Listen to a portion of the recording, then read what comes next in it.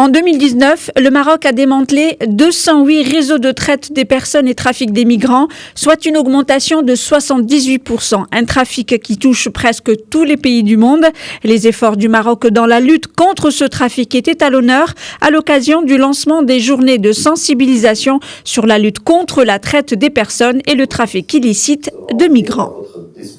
On a un partenariat très important avec le Maroc depuis beaucoup des années. Et on a commencé des mesures de renforcer les capacités opérationnelles et d'améliorer, augmenter la coopération entre les pays.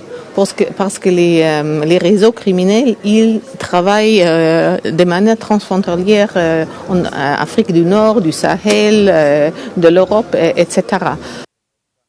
Ces journées, 5 au total, sont organisées par l'Union européenne, l'Office des Nations Unies en charge de la lutte contre la drogue et le crime, ainsi que l'Institut royal de police à Kénitra. L'objectif est d'accompagner le royaume afin d'améliorer ses capacités de détection et d'interception.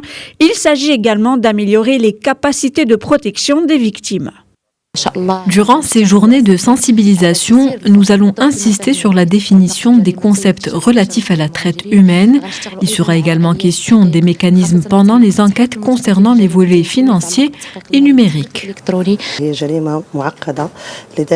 La traite des êtres humains est complexe. Ces journées de sensibilisation seront une occasion pour unifier les notions et s'arrêter sur chacune des définitions relatives à ce trafic. Il faudra aussi apprendre à faire la différence entre le trafic des migrants, celui de la mendicité et de la prostitution.